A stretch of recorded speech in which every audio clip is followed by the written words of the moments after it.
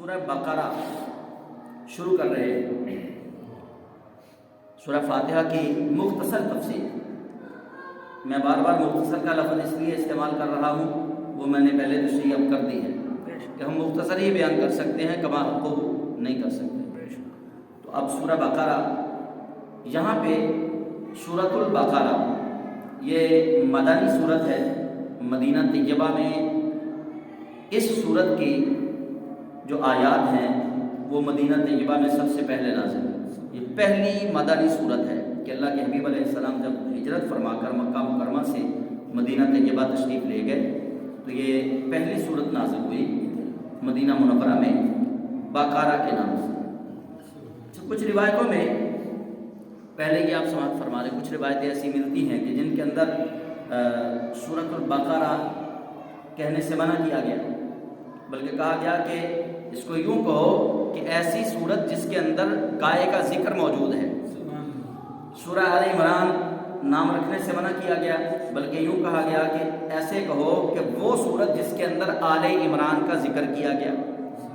لیکن پھر بعد میں اس کے اوپر بہت سارے دلائل موجود ہیں۔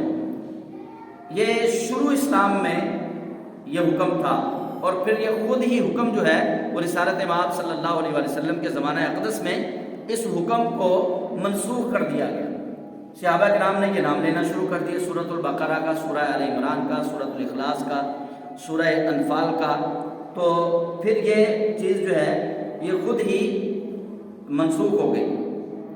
تو بہت ساری روایتوں میں ہے، جیسا کہ میں ابھی پیش کروں گا وہ روایتیں، کہ سورہ بقرہ کا نام لے کر صحابہ کرام علیہم الرضوان نے ان صورتوں کے فضائل بیان کیے ہیں، بالخصوص سورہ بقرہ کے۔ اگر سورہ بقرہ نام لکھنا، کہنا، بولنا اگر یہ فائدہ مند نہ ہوتا، یا اس کے اندر کوئی نقصان ہوتا، یا یہ نام غیر شرعی ہوتا، تو صحابہ کرام کبھی یہ الفاظ اپنی زبان سے ادا نہ فرماتے، کیونکہ وہ زمانہ نبوی ہے، اس وقت تو قرآن کریم کا نزول ہو رہا تھا۔ تو یہ سورہ بقرہ مدنی سورت ہے، اور اس سورت کے اندر 40 رکوع ہیں، 40 رکوع اور 286 آیتیں ہیں سورہ بقرہ کی، 25,000 سے زائد اس کے حروف ہیں۔ تو یہ سورہ بقرہ جو ہے بڑی ہی عزت والی، بڑی ہی عظمت والی، بڑی ہی رحمت والی سورت ہے۔ نبی کریم صلی اللہ علیہ وآلہ وسلم کا فرمان ذیشان ہے کہ ہر چیز کی ایک بلندی ہوتی ہے۔ فرمایا قرآن کریم کی کوہان کا نام، قرآن کریم کی بلندی کا نام سورۃ البقرہ ہے۔ یہ قرآن کریم کی بلندی ہے، یہ قرآن کریم کی کوہان ہے۔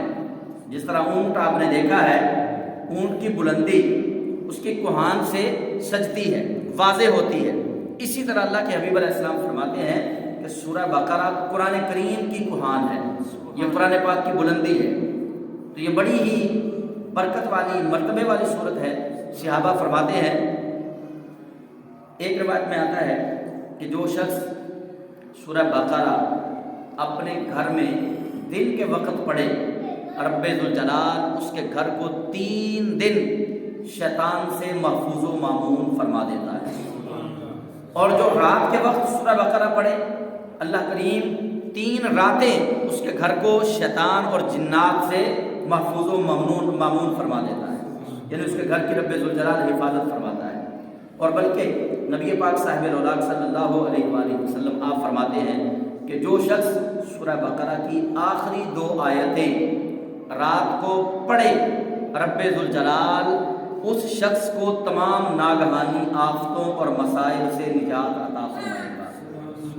2 آیتیں آخری سورہ بقرہ کی، آمن الرسول بما انزل الیہ من ربہ والمؤمنون، یہاں سے شروع ہو کے انت مولانا فانصرنا علی القوم الکافرین تک۔ یہ آخری رکوع ہے سورہ بقرہ کا، اس کی پہلی آیت چھوڑ دینی ہے، للہ ما فی السماوات، دوسری آیت ہے آمن الرسول، اور تیسری آیت ہے لا یکلف اللہ نفسا الا وسعها۔ تو یہ 3 آیتیں ہیں اس رکوع کی، اس کی آخری 2 آیتیں جو ہیں وہ جو تلاوت کریں۔ اور بلکہ میں نے یہ بارہا آزمایا، یہ بزرگوں سے سنا اور بارہا میں نے یہ آزمایا۔ کچھ ساتھی جادو ٹونے کی شکایت کرتے ہیں، بلکہ امریکہ میں یہ جس دوست نے مجھے اس بار رمضان شریف میں عمرہ پہ بھیجا تھا، ان کے ساتھ دوستی کا تعلق ہی سورہ بقرہ کی وجہ سے بنا۔ انڈیا کی ہندو فیملی تھی، ان کے گھر امریکہ میں کیلیفورنیا میں خون کے چھینٹے جو ہیں وہ ان کی دیواروں پہ روز آتے ہیں۔ تو وہ فیصل آباد سے تعلق رکھتے ہیں، میرے دوست طاہر صاحب، تبلیغی جماعت سے ان کا تعلق ہے۔ تو اب الحمدللہ بڑے اٹیچ ہیں میرے ساتھ۔ اچھا، تو انہوں نے مجھے وہ واٹس ایپ کے ذریعے ویڈیو کال کی اور دکھایا کہ دیوار کے اوپر جو ہے وہ خون کے چھینٹے صبح و شام، اور گھر والے بڑے بیمار تھے، وہ ہندو انڈیا کے رہنے والے۔ یہ طاہر صاحب جو ہیں ان کا ان کے ساتھ تعلق تھا۔ انہوں نے کسی دوست کے ذریعے مجھ سے رابطہ کیا، تو میں نے ان کو یہ سورہ بقرہ کا پہلا اور آخری رکوع یہ تلاوت کے طور پہ بتایا۔ میں نے کہا آپ اس کو پڑھیں۔ تو میں نے ادھر سے جو ایک تعویذ بنا کے بھیجا، ان پہ بھی میں نے یہی آیات لکھی۔ تو میں نے کہا آپ ان کو پڑھیں۔ ان کو میں نے بتا دیا، میں نے کہا آپ نے پڑھنا ہے، اور پڑھ کے آپ نے ہی پانی پہ دم کرنا ہے، ان کو پلانا ہے اور چھینٹے مارنے ہیں۔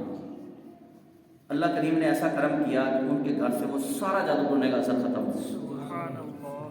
حالانکہ وہ ہندو فیملی تھی۔ پھر ان کے ایک اور رشتہ دار کو کوئی مسئلہ بنا، انہوں نے پھر رجوع کیا، تو میں نے ان کو بھی یہی عمل بتایا، اللہ کریم نے ان کو بھی شفاء کاملہ عطا فرمائی۔ یعنی یہ ایسا مجرب عمل ہے، یہاں پاکستان میں بھی بہت سارے دوستوں کو میں بتا چکا ہوں کہ تعویذ تو ہمارے گھر میں موجود ہے، ہم استعمال نہیں کرتے۔ میں اکثر یہ کہتا ہوں کہ تعویذ ہمارے گھر میں ہے، ہم استعمال ہی نہیں کرتے اس کو۔ تو یہ سورہ بقرہ کی پہلی آیت ہے اولئک هم المفلحون تک، پہلا رکوع اولئک هم المفلحون تک، اور آخری رکوع کی 2 آیتیں آمن الرسول سے فانصرنا علی القوم الکافرین تک۔ جو شخص ان کو 40 دن اپنے ورد اور وظیفے میں رکھے، وہ جس بھی بیمار کو اللہ کا نام لے کے یہ پڑھ کے پھونک مارے گا، اللہ کریم اس کو شفا عطا فرمائے گا۔ بڑا مجرب عمل ہے یہ سورہ بقرہ کا، اور اللہ کے حبیب علیہ السلام نے تو گارنٹی دی ہے۔ ایک گارنٹی میں دیتا ہوں، ایک گارنٹی آپ دیتے ہیں، ہماری گارنٹی اتنی اتھینٹک تو نہیں ہے، یہ گارنٹی تو مصطفیٰ جان رحمت دے رہے ہیں۔ آپ فرماتے ہیں جو شخص رات کو اپنے گھر میں سورہ بقرہ کی آخری 2 آیتیں پڑھے، رب ذوالجلال اس کے گھر کو ناگہانی آفات و بلیات سے محفوظ فرمائے گا۔ جب اللہ کے حبیب یہ گارنٹی دے رہے ہیں تو اس سے بڑا تعویذ اور کوئی نہیں، حضور اس کی گارنٹی دے رہے ہیں۔